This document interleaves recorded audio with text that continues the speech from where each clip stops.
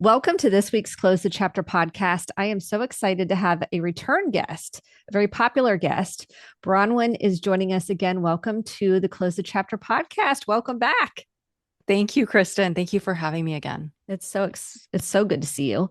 And last time we talked a lot about anger, and that really resonated with so many of the listeners because they struggle with anger and that emotion and feeling guilty or feeling out of control based on Yeah. their childhood. Yeah. So I thought we'd pick up and dive even deeper than we did last time. Mhm. Talk to me about how you see anger in relationships. Yes. So, yeah, I love that you just said a lot of people feel guilty. I don't love that a lot of people feel guilty, but I love that you're naming that. That is very true. And then the other thing you said was out of control. And I think that those are important to kind of unpack. Um, so, not all anger is healthy anger, though. I want to say that first and foremost. There is healthy anger. And I think most of us who feel guilty or even out of control have the healthy anger. But there is what I call reactive anger as well. Mm. And let me just, share a little bit about that. So reactive anger comes from shame. So if I am triggered, that's what shame is. Shame is feeling Yes. triggered. If I'm triggered, and I'll be honest, my biggest trigger historically has been when someone doesn't give me eye contact when I'm talking to them. Mm. So that is my trigger. That came from probably age 3 specifically. But it's my responsibility because it is my trigger. So you can say it is objectively rude not to make eye contact with someone when they're talking, but I'm responsible for my trigger. So when I get angry, I need to remind myself, okay, this is my anger. I'm responsible for my trigger, not this person. And so I need to do the work on my end. And I will not unleash my anger at them. And I've done that work. It's a lot easier now, but it's not perfect. So I'll give you an example. A couple of months ago, I was at a restaurant and it was a nice restaurant. And the hostess comes up to the podium or whatever. She makes no eye contact, and she's like looking kind of away and she's talking to us. And I was super triggered. But you know what I did in that moment? I told myself over and over, I said, Bronwyn, that's her shame, not yours. That's her shame, not yours. Meaning Mm. that obviously she has some issue with making eye contact. Her job is to make eye contact. And for whatever reason, she's limited. So not taking that personally and just going, that's her Mhm. own shame. You're not shameful. She is not reflecting something true about you. So I really needed to do that for myself. And that allowed me to actually be very kind to her and respectful, which in the past, I'm going to be honest, I've been kind of rude when people are rude to me. So that's reactive anger. Okay, so let's take this example because this is one I hear the most. Mhm. And it's true for me, like not feeling heard. So if you're like, well, Mhm. for example, if you say something like, I say something like, oh, we're going to go here tomorrow at 5, I'm making this up, to a restaurant. And they're Mhm. like, well, you never told me that. Yeah. And I'm thinking, well, I did, but and it goes back to childhood. So I know where the roots are, but how do we handle, let's say someone doesn't feel hurt, because I see it with couples all the Mhm. time. That's one Yeah. of their triggers and they get mad, they get reactive. Where do we start with that? Well, so I wouldn't call that necessarily reactive though now, Mm. because when it's a hostess, it's a stranger, she's not betraying me.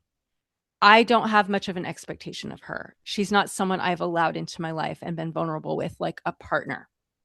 So When there's a I'm not, distinction. So you don't know yeah, her. There's a distinction between reactive anger. Now there's going to be something different with someone when you're in a relationship with somebody. yes. So what I will say, because I've been married many years, and so I have definitely brought my own reactive anger from my childhood, not feeling heard into my marriage. So that is my trigger. That's my reactive anger. And my husband isn't a great listener. He's learned to be, but he wasn't, for many years. And so I have legitimate, valid anger because that is his job description as my partner is to hear me. So there's both. And also, I love an and also, and in both. Okay. Mhm. So if someone has reactive anger, we all do, right? Is this universal? Like everybody has reactive anger. Yes. Okay. What are the other types of anger? And then how do we work through reactive anger? Maybe we start I there. Yeah, I think there's just reactive anger, which again, I'm going to call unhealthy anger. It is valid because we really did have shame, earlier in our life that we haven't dealt with, but it doesn't belong necessarily in this environment right now where I'm being triggered, right? It comes from Mhm. somewhere else and it's being, evoked, right? So it's not all bad, but it is disproportionate to what's happening in the moment. Does that make That makes sense? sense. So you're at the hostess stand. You're not now getting triggered, but like in the Mhm. past, then you'd be rude to them, but it's not proportionate to really her or them not making eye contact. Like it's something deeper within you that you're bringing to the table. Exactly. So that's the reactive anger. And then everything else in my book is the valid anger, is the healthy anger. So, so again, like my husband not listening, that's valid. If we've been married for 30 years and Mhm. he's still doing a really poor job listening, that's a lot of anger and it might feel out of control. And maybe the reason it feels out of control is I haven't really given it words. I haven't done a good job in expressing it. Mhm. Maybe that's why, because I've just been stuffing it. That might be one reason that it feels so out of control. It might feel out of control because he says that he's doing a better job and he's listening, but he's not. And so it's not actually true. And so that's invalidating. It might feel out of control because he's gaslighting me, right? Mhm. And that's valid. That anger is valid anger. How do you distinguish between the two? Because I can see people saying, well, that's valid, that's valid, that's valid, Mhm. especially with The- couples that are coming in, right? You're supposed to listen to me. You're supposed to do yeah, these things, not repeat patterns that I've asked you not to do. That's valid anger. that is And then valid when do you know anger. it's reactive anger? Well, I mean, again, so in my relationship with my husband, there was both. There was my own reactive anger from my childhood. And when I did my integration work around that, that helped me. Like, my husband isn't good with eye contact to this day, but I've learned like he is listening. He's just not making eye contact, right? So I have to do that work on my end when he's looking away while I'm talking to say, Bron, when he's listening. And then that works. So I'm doing my work.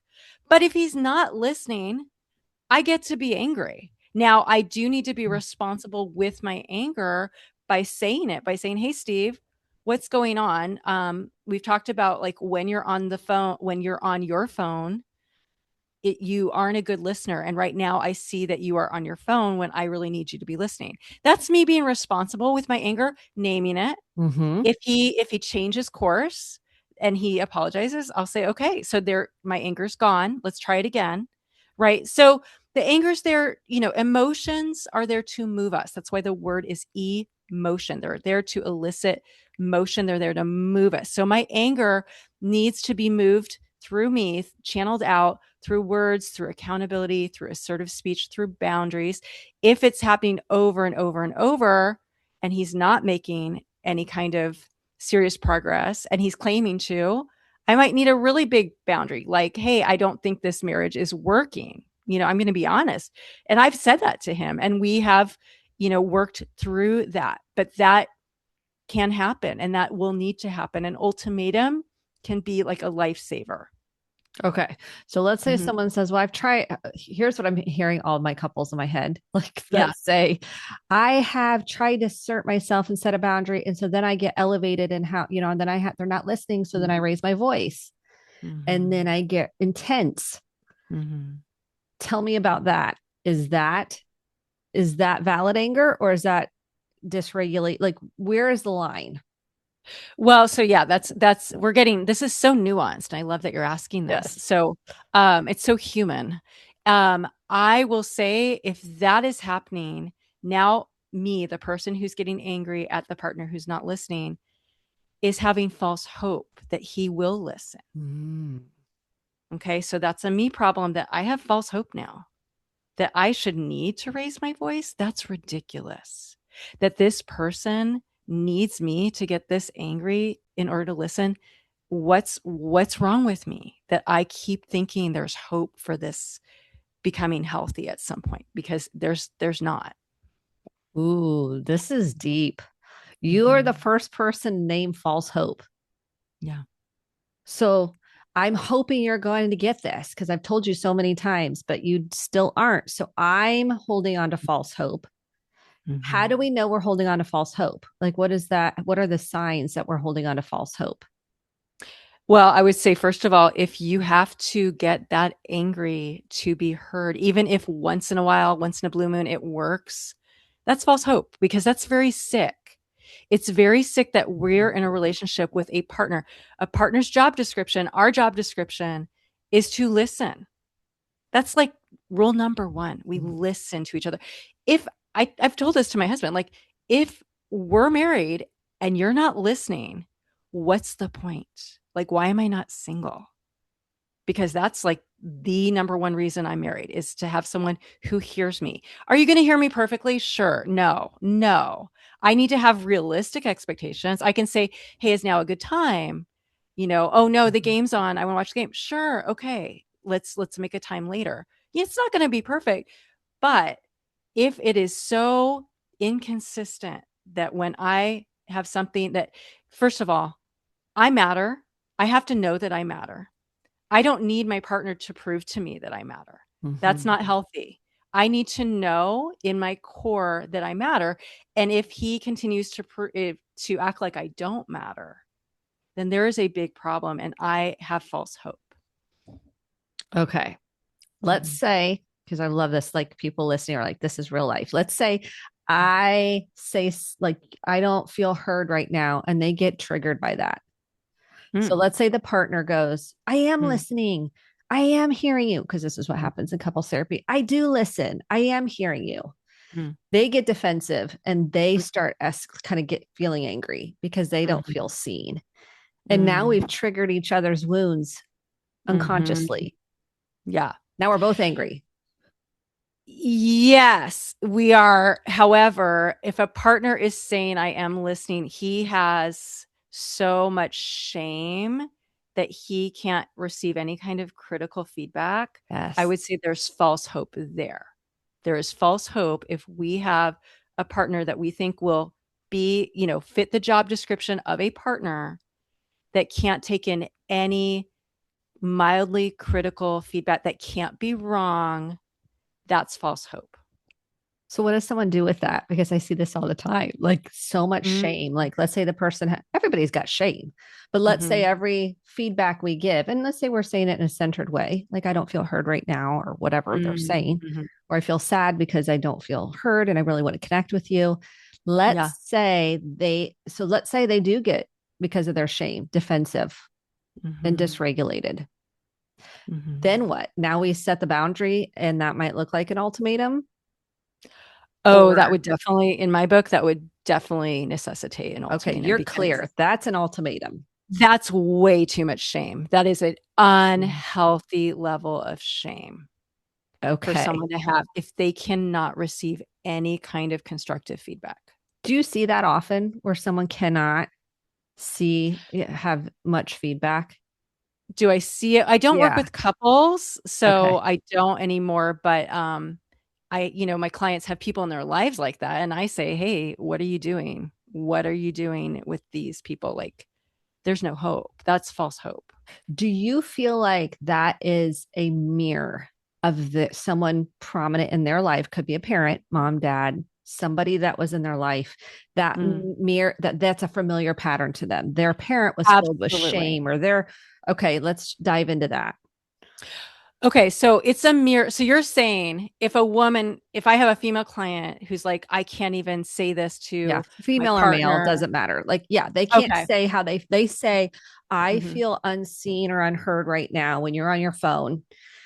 Would you be willing? Maybe they make I'm making this up, but they make a request. Would you be willing to put your phone down? They're like, you're always, you always are mad at me and you think I'm Hmm. never doing anything right. And they Hmm. respond pretty quickly with defense because of their own shame.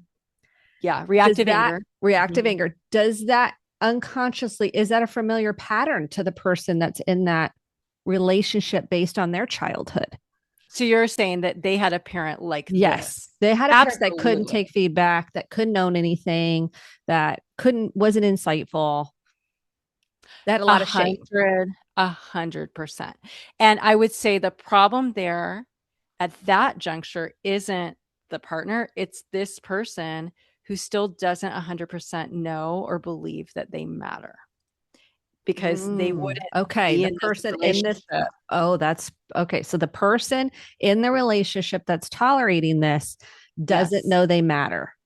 Not 100%, not fully. They haven't appropriated that. So, and then I would take it back to they haven't fully differentiated from that parent, or else they wouldn't be in this level of dysfunctional relationship.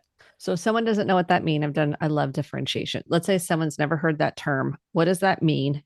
And how do they differentiate from the, Yeah.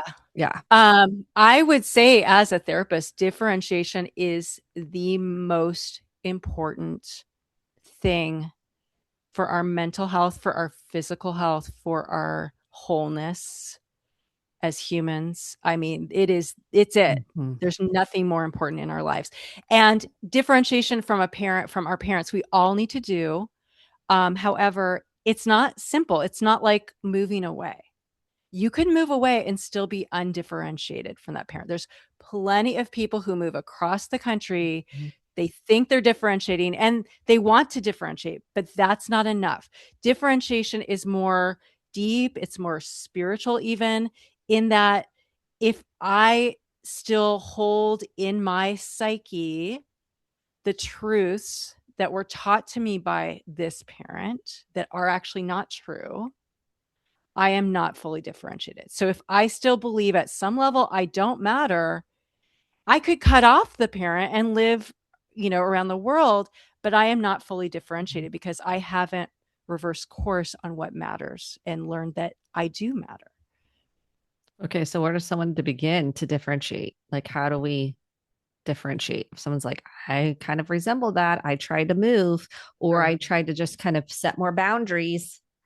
Yes, that's not And enough. So the good news is that it's not easy, but it's not that hard either. In that, what we need to do is we need to give the parent back the shame that they gave us. how do So we do we, that?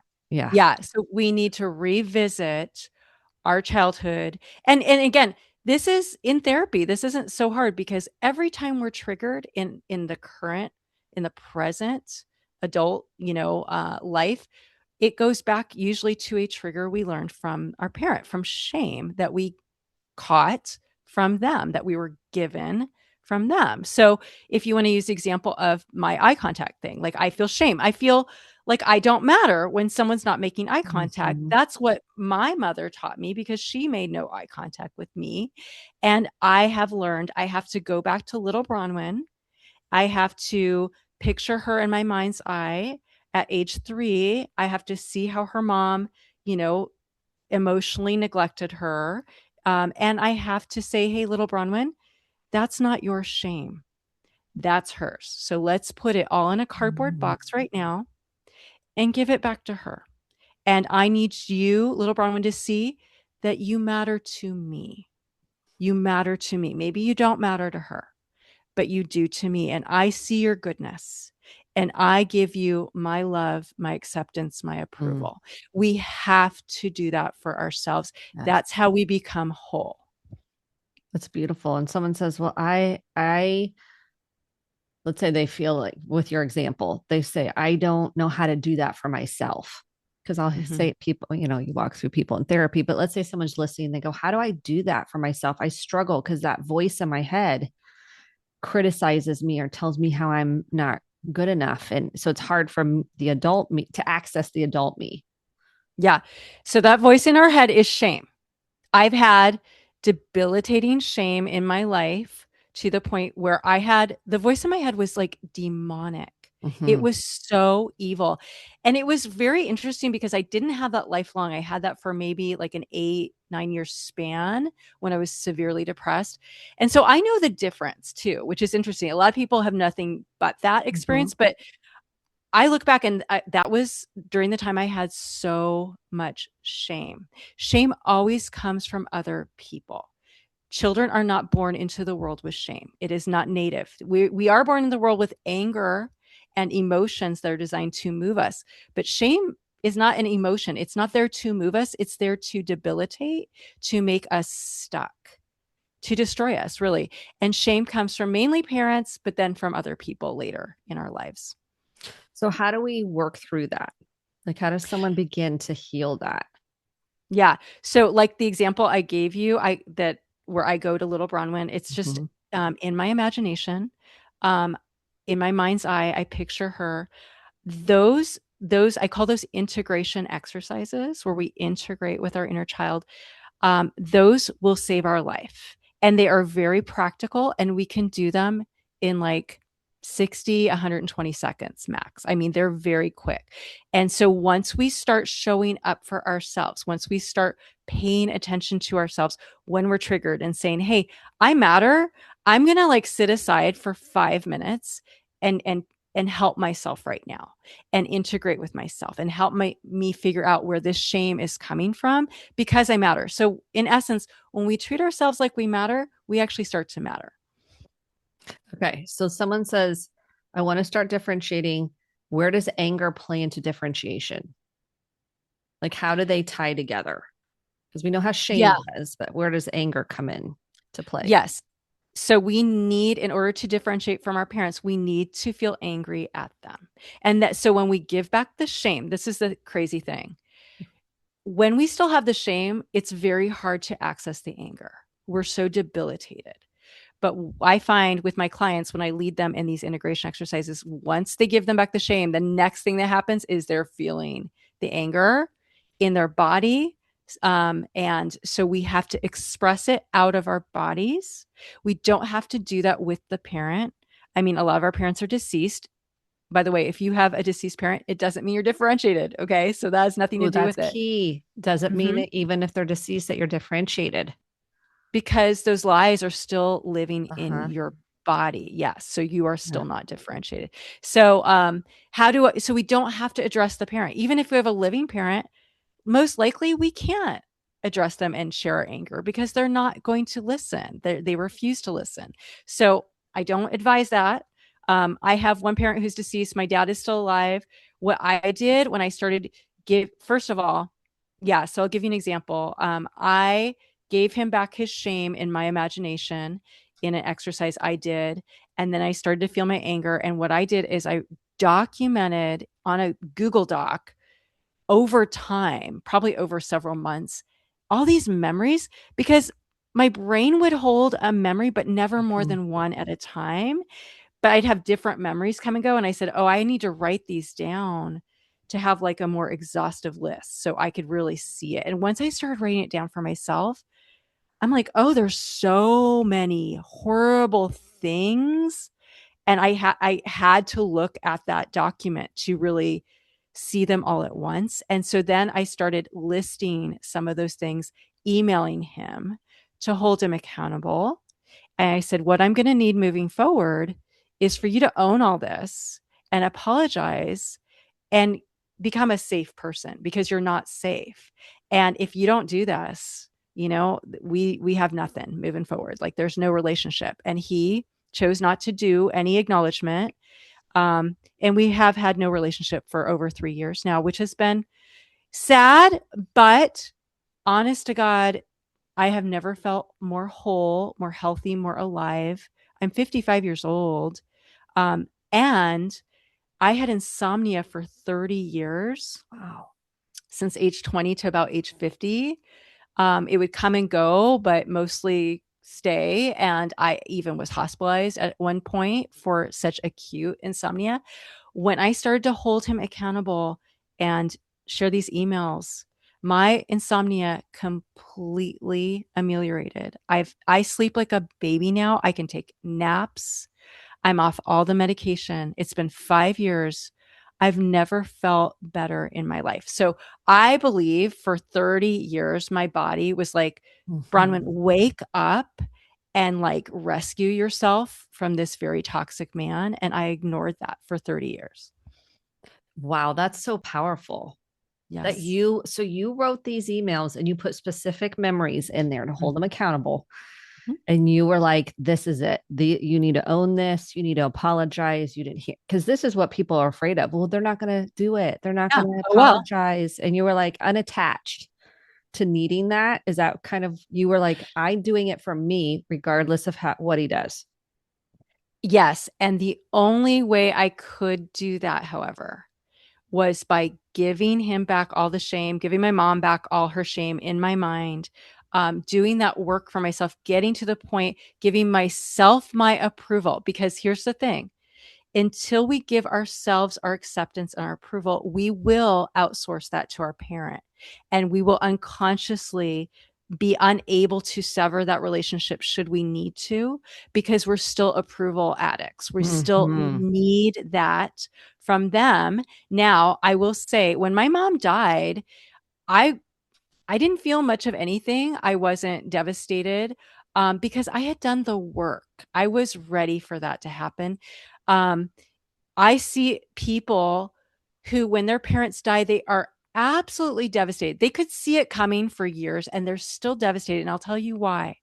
Because they never got the approval. They never fully appropriated or consolidated the approval that their inner child wanted and needed, and the parent died. And they feel this despair, they feel this rage, they feel this hatred of the parent. Sometimes they don't know what to do with. A lot of it's unconscious. Mm-hmm. I had complete peace when my mom died because I wasn't expecting something she wasn't going to give me. And when my father dies, I'll feel the same way. So when we give that to ourselves, when we give ourselves our approval, our attunement, our love, we are whole and we can finally give the parent the ultimatum.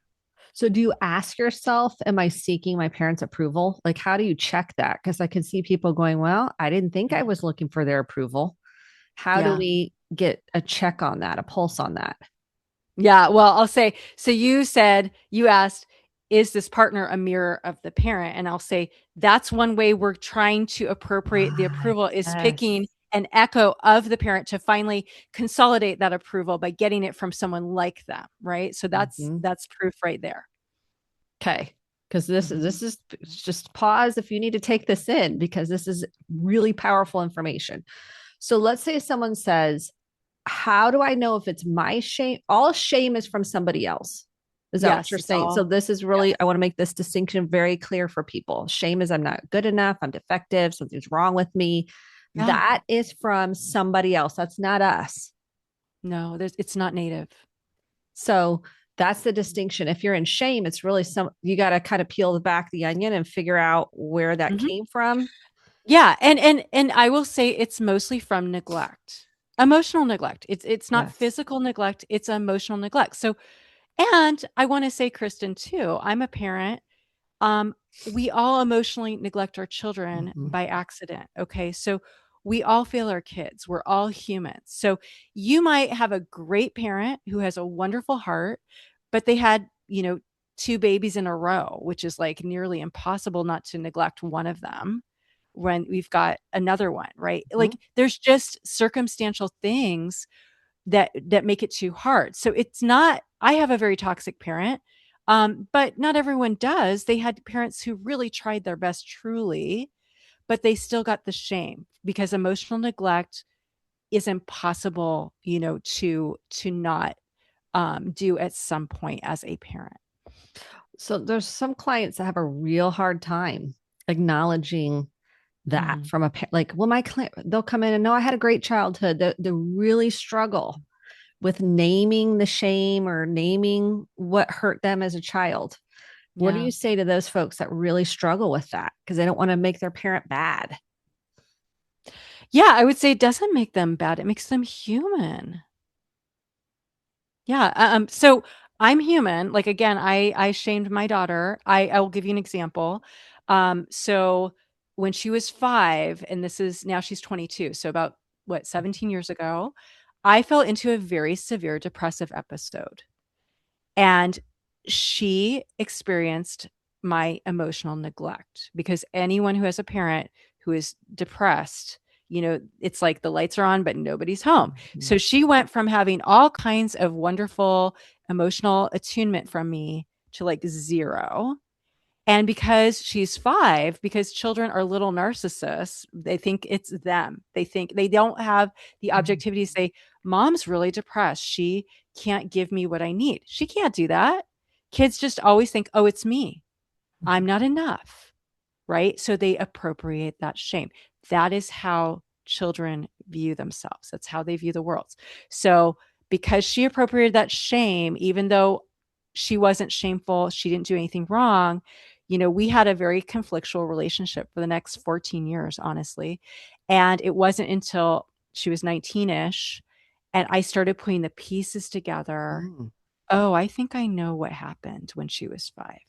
I think I know what I need to do. What I did is I wrote her a letter, and it was called Dear 5-Year-Old Edie, where I apologized and I said, I need you, little Edie, to see that the shame you feel for my neglect is mine and not yours. So let's put it all in this cardboard box, and Mm. I'm going to take it from you and I'll dispose of it for you, but it's not yours, it's mine.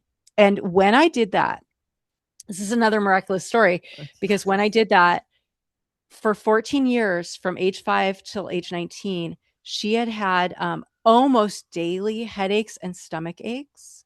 I mean, every other day, maybe. And sometimes she couldn't go to school. They were so intense. She Wow. also had very severe anxiety.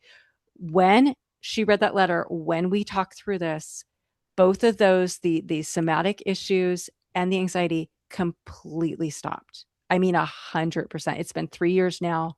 She has no more stomach aches, no more headaches, no more anxiety. And we healed our relationship because I validated her anger.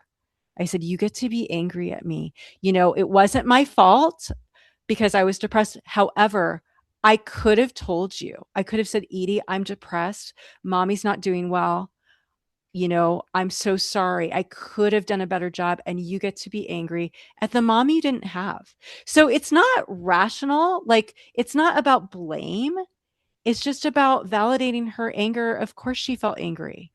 And so we've healed our relationship as well. I love this so Mhm. much. Like, so have you seen this with other people that they've written letters to their kids? Or is Mhm. this just something I mean, because this is really powerful because you did a repair. Yes, exactly. Yeah. Have you seen this Yeah. work for other people? Yes, I have one client in particular. She came to therapy. She's older than me. She's in her 60s, late 60s. And she came to therapy just to heal her relationship with her daughter. And she did.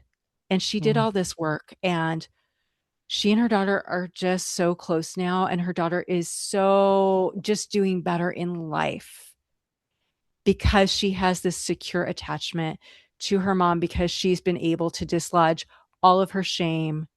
I mean, it is so beautiful. It is a win win. It is. And this is what I say to people when you can own your stuff, not shaming yourself, it's ownership, that's empowerment. You will Yes. shift all the relationships within yourself and in your life. Like that's why defensiveness is primitive. I feel like it's very Mhm. young. Do you feel like that? All the defensiveness we have?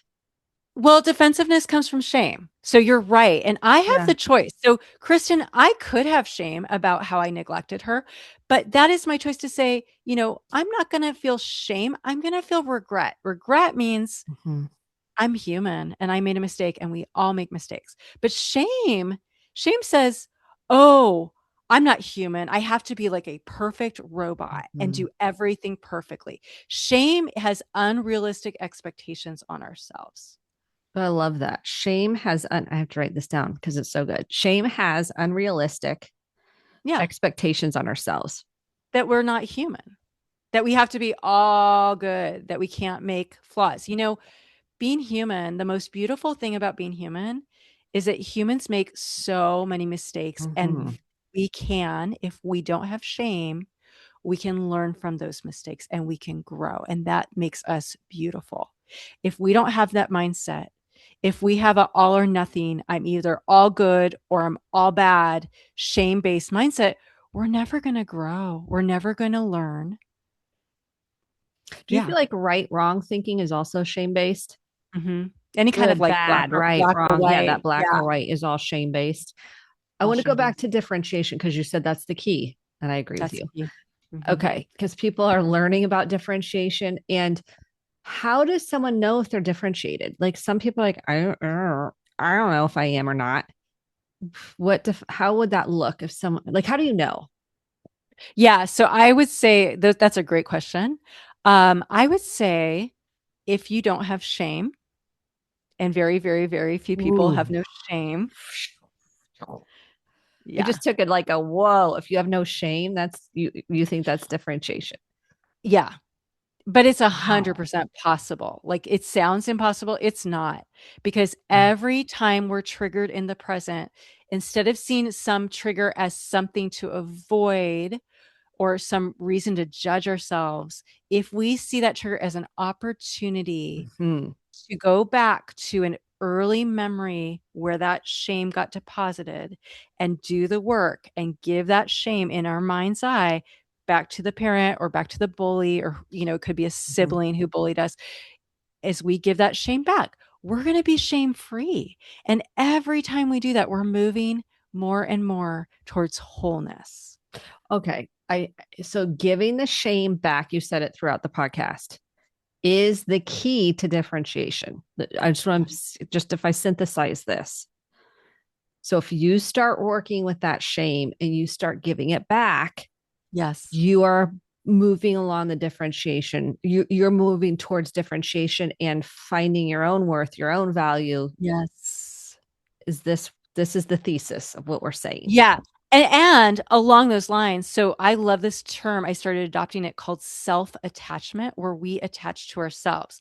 So our attachment figures, our parents, Mhm. differentiation means attaching to ourselves. Now we have self-attachment. So they're free to die, which they're going to hopefully die before us.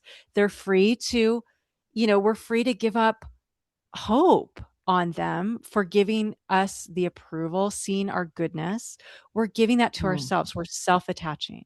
So we're no longer seeking their approval. I mean, because this is huge. Okay. Yeah.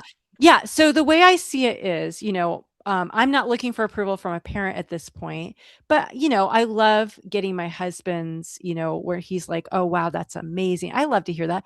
But as much as I love it, I don't need it. Mhm. Yeah. Right. So I Yes. say, anyone It's who's icing on the fortunate cake. enough, it's a yeah, anyone who's fortunate enough to be in my life is a bonus now because I have me and I'm complete. Yes. And then where Mhm. does anger play into that? Yeah, so anger now at this point in my life, I just channel it into assertiveness or boundaries. So, I'll give you another example. We have a tenant that we rent a unit to who crossed, like, she just made me angry too much, crossed a line. And I just said, you know what? I think you need to find a different place to live. You have 60 days. So that's an example of my anger. Now, it took a while to get there because I wanted to give her the benefit of the doubt. Mhm. Of course, we do. But, there's a line. And then I'm like, you're out. Find good luck finding another place this nice that But has the you same felt accommodation. secure. Yeah. You felt Yeah. secure in setting that, being assertive and setting that boundary. Yeah. And so that's a Yes. key because people are like, oh, and then they're like, oh, they're going to be upset with me and they're going to be mad Yeah. at me. Yes. Yes. And so that's the thing. We have to be okay. Oh, this is good. This is good. We have to be okay with other people's anger in order to be true to ourselves. And so what we need to do is we need to realize I'm actually not responsible for her feelings. I am responsible for my feelings. I am responsible to her, but never for her. And that is, what we need to have with everyone else. We are responsible to people, but we are never responsible for them. And if I believe I am responsible for someone else, I cannot be responsible for myself. It's an either or. Okay. What about parenting young kids? I can hear someone going, what about, We're not responsible for them. We are responsible to them. And when we live out this natural universal law and these parameters, it gives us freedom. I've actually spoken to parents of young children, mothers of young children a few years ago, and this gives us so much freedom because Mhm. if I have, let's say I have a child who won't stop crying, like a baby who won't stop crying. I'm responsible to her. I'm not responsible for her.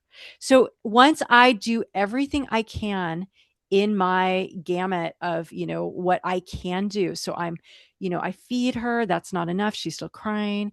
I'm holding her. I'm rocking her. I'm changing her. I'm doing everything I can on my end. If she's still crying, I know there's nothing more I can do. And I'm living within that universal boundary saying, you're not responsible for her. You're responsible to her. You have been fully responsible to her. And now maybe it's time just to let her cry because you need to be responsible for you and you're about to lose it because you haven't slept in, X amount of time, right? So we have to live that out. That allows us to be full and complete parents. We're not functioning from a place of wholeness if we don't live within these parameters. This could scare people because they're like, ooh, this, I feel like I have to caretake my kid. But that's not what you're saying. I can No. see hear people misinterpreting this. Well, I will say on if we want Yeah. to flip it over and look at the danger of feeling responsible for our children, that happens all the time. So I'll tell you what, if I'm out in public and my toddler is having a tantrum and I feel responsible for her, which Mm-hmm. I'm not, I might wallop her. I might hurt her because now she's bringing me shame. But that's Yes. actually not true because I'm not responsible for her. I don't care if everyone's looking at her and maybe looking at me and going, what a horrible parent. That's actually not true. I'm not a horrible parent because I'm only responsible for me. She is only responsible for her. And so when I live within those parameters, I'm like, okay, cry away. I'm not going to be, tempted to hurt you anymore That's because a good that's not my example. shame. Yeah, Yeah. that's a really good example because I think we are mired in what Mhm. people think of us Oh, because we absolutely. don't feel whole. We don't feel That's good enough. So we are mired in, well, they're going to be mad at me. They're going to think less of me. They're going to think I'm a bad parent. They're going to think, I mean, we have people go yeah. down the rabbit hole of this. It's real. Yes. So how do Yeah. we deal with that? Like, how do we work through that? Yeah. What We people do that think? work. We dislodge the shame. It's really that simple. We give the shame back. Yeah. So if that were me right now, if with a toddler crying and I was tempted to feel ashamed, which I would because I'm human, I would do the same thing I did with the hostess. I would say, that's her shame. That's not my shame. I would just say it in my mind. I'd let people gawk, whatever they want. If they want to Mhm. judge, go for it. Go for it. It's not my shame. Right. So I would mentally fight that. And then I would be able to be kind to this little toddler when I wouldn't be able to be kind to her if I feel like that's my shame. Yeah, shame's Mhm. dominant. Shame runs the show sometimes if we don't notice it, Mhm. acknowledge it. And I can see the work you've done with assertiveness. You're very, I can feel that from you. Like Oh, it's assertiveness. Like you've done a lot of work around that. You've yeah. named, like I can feel that when I'm talking to you. Oh, So thank you. yeah, I think that work has come across. And I think that other people felt that on the last podcast Mm. and got like some bravery to speak Mm. up and say things because they felt that from you. You were giving Yeah. them permission to do that. Yes. Sometimes we need to hear that from somebody else to go, oh, that's okay for you to do with that anger. Like not get Yeah. dysregulated and yell and scream. That's not what you're saying. Right. But that's part of the differentiation process, correct? I mean, that's part of how we differentiate. Yeah. I mean, if you're saying I'm a model, that is, thank you, first of all. Mm-hmm. That is very encouraging.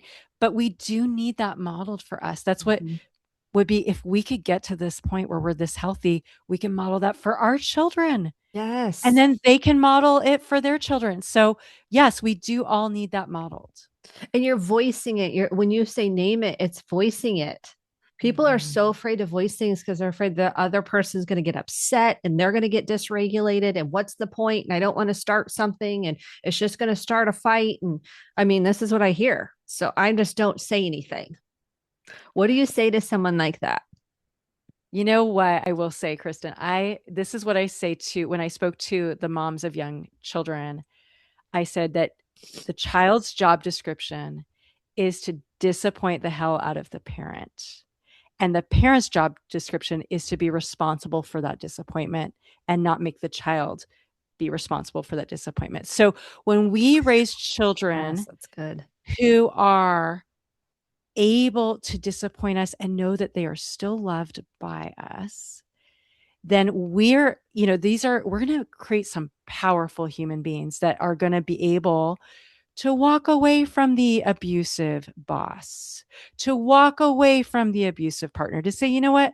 I matter and so sorry to disappoint, by the way, right? That is powerful. And we can be those people. We can say, I'm so sorry to disappoint, but I'm responsible for my feelings, not yours. So you're saying be befriend disappointment in a way in right so you can have a voice Yes. and not make our children responsible, like them feeling like a disappointment because that's shame. We take that on. But what you're saying is to find like what how can people find their voice? That's, I guess, the better question. So when we give ourselves our approval, when we say, you know what, Bronwyn, you got me. I'm not going to abandon you. I promise. I know I have in the past, and I'm very, very sorry. I was a fool. But from here on out, I commit to never neglecting you emotionally, never leaving you again. You have my approval. You will have it until the day you leave this earth. Nothing can ever detract from that. I will be on the front row seat of your life. I will be your super fan, always cheering you on. When we do that for ourselves, we don't need other people's approval. We are finally free to disappoint them. And so therefore you can be assertive and not afraid of, I'm going to Mhm. start a fight, they're going to get upset with me, they're going to get mad at me, they're going to, Right. why rock the boat? I mean, it's not worth it. Like at that point you're like, that I'm worth it, so Yeah. therefore I will say something in a clear and direct way, clear as kind, and Yes. I'm not going to avoid, suppress, repress, withdraw, move away from, shut down. I'm going to lean in. Right. Is that what you're saying? Like that's That's exactly differentiation. what I'm saying. Yeah. Okay. Because I know this is a big thing for people. They're so afraid to say something. I'm like, well, did you Yes. tell them? Well, no, because they're going to get angry and they're going to get mad at me and they're going to, Mhm. and I don't want to start something. So this is what we're debunking. Like this is where the work really comes in. Cause then you're, like Yeah. you said, you're modeling what that looks like for your kids Mhm. if you have or other people in your Yeah. life. Yes. And you give them then the freedom to Yes. do the same in a healthy way. Exactly. So many family systems just passive aggressively do life or Mhm. aggressively. And we didn't learn this. So it's like Yeah. relearning how to reconnect with self and love yourself to be able to do that. And the irony is, as you love yourself, you are more loving to others. You are more Yes. full and whole to them. So it's a win-win. Yes. And that Mhm. false hope was so good because I think if you keep doing this and nothing changes, that's an evaluation for yourself. Like, okay, I Yeah. might need to make a change then. That's kind of what I Mhm. heard you say, Yes. that I'm just holding on to hope and it's not ever changing. So therefore, I'm going to have to do something different, which might Yeah. mean boundaries or end a relationship. It means we're outsourcing our worth to someone else instead of giving that to ourselves ultimately. Very good. What is there anything we did not cover that you felt was important? We covered so I'm like, well, much. here, there, and everywhere, but it was so good. Thank you. Yeah, it was really fun. Well, yeah, I just want to encourage people. So my podcast, I walk through integration exercises where people can do this for themselves. I also have now a website where I train other therapists to do integration exercises on their clients and on themselves because we therapists need to do the work ourselves. Absolutely. And I provide continuing education for therapists to do that as well. So that my website is integrateanger.com, one word. Ooh, I love that. Okay. And we'll put it in the show notes and we'll put your podcast in Okay. the show notes as well. Okay. One last question. What has been the most life changing book Mm, that and I know that's a big question. So yeah. whatever floats in for you. Well, I will say I really loved what is it called by Glennon Doyle? Untamed, uh, Untamed. Yeah, Untamed. I really did, especially the beginning where she's kind of at the zoo and she sees that I don't remember if it's a tiger or a cheetah and but it was made to believe it was raised to think it was like a golden retriever or something and it doesn't realize it's actually a cheetah and she relates to that and she's like I'm a cheetah. It was so cool. So yeah, I really like that book. Yeah, that's a good one. That's a good Yeah. one. So, and then we'll link your book in the show notes too. So, I mean, Okay, I don't have a book. I just have the podcast. okay. I thought you had a I book. Why did I I do think have a that? book, but it's from many years ago when my career was actually in nutrition. So, Okay. Well, that's yeah. exciting. Okay. I love it. Okay, great. I so loved our conversation. Thank you so much. And for the work you're doing in the world and modeling what it looks like to be differentiated and assertive, but clear and direct. And channeling your anger into naming it and claiming it. So I appreciate you in what you're doing. So thank you. Thank you, Kristen. Thanks for having me again on the podcast. I enjoyed it. Okay, hold on. We're going to hit stop. Wait, I got to get my glasses on. Yeah.